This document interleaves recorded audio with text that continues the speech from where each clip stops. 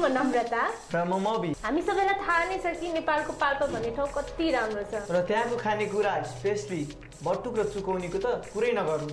र आज हामी कार्यक्रममा बटुक र चुकौनी नै बनाउँदैछौँ। पेटी हाम्रो मासको दाल। मलाई आलु चाहिन्छ, त्यही भएर म चाहिँ आलु लिँदैछु।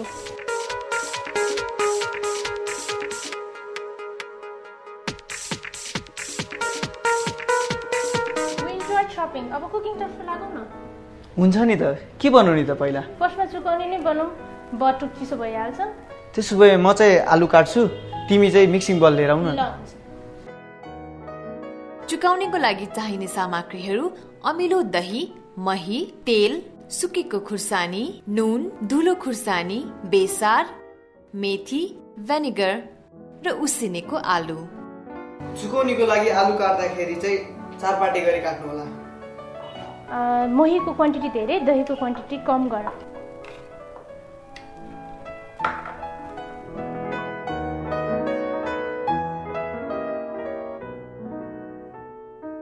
अब यो दहीमा आलु हालिसकेपछि यसमा अलिकति नुन हालौँ, अलिकति रातो खुर्सानी र अलिकति भेनिगर, अलिकति मेथी। बेसार चाहिँ रङको लागि मात्रै हो।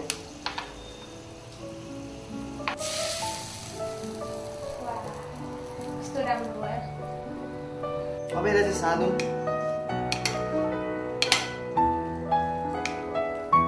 चुकौनी पनि बनिसकेको छ, बटुक बनाउन सुरु गरे हुन्छ नि तिमीले। बटुकको लागि चाहिने सामग्रीहरू मासको दाल, धुलो खुर्सानी, नुन, लसुन अदुवाको पेस्ट। तेल तातुन्जेल अब मास पिसेको मासमा चाहिँ अरू के सामानहरू हाल्ने त हामी हाल्छौँ है त। त्यसमा चाहिँ स्वाद अनुसार नुन, खुर्सानीको धुलो, अदुवा लसुनको पेस्ट। अब यो सबै थोक हालिसकेपछि यसरी मिक्स गरिदिने।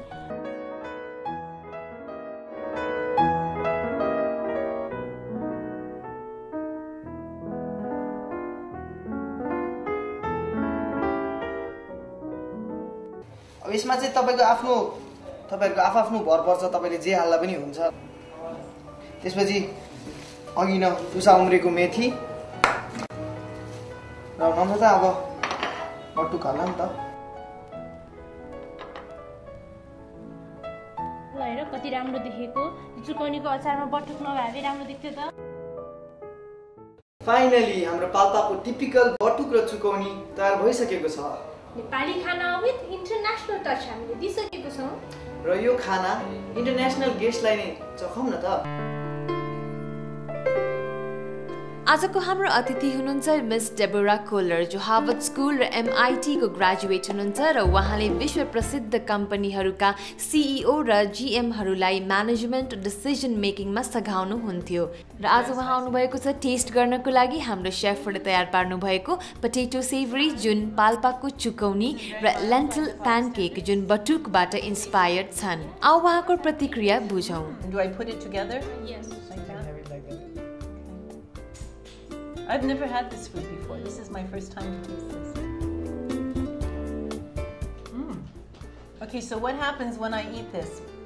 I put it and immediately the spice comes right in the front of my mouth. It's like even my lips begin to burn a little bit because there's so much spice in this potato. But when I put it with this, it's less spicy because I'm getting the, what do you call the batuk? Yes. Batuk together, and it kind of modulates the spiciness, so it's better together. But if I ate just this, I would need to drink the juice too frequently. It's good in combination, I think. I don't know if I would eat just the potatoes by itself or just this by itself, but together it's quite good. So can you please name some of the Nepali dishes which you like a lot? I think what I was most surprised by is that I like gundruk. When I was down in the Terai, people served it to me because it's a very sour taste and a bitter taste. And normally in foreign food, we don't have this sour and bitter. What do you think is the strength of Nepali food? The strength of Nepali food, Mabi, I think is its natural taste. It's grown in good soil, it's nutritious, it's full-bodied, it doesn't taste artificial, there's no artificial flavorings, there's no artificial color, it's real food. And we would like to know some weaknesses as well. I think for Nepali food, for many foreigners, there's a repetition. Dal bhat every day, momos every day, and there's a lack of sugar and the lack of more art.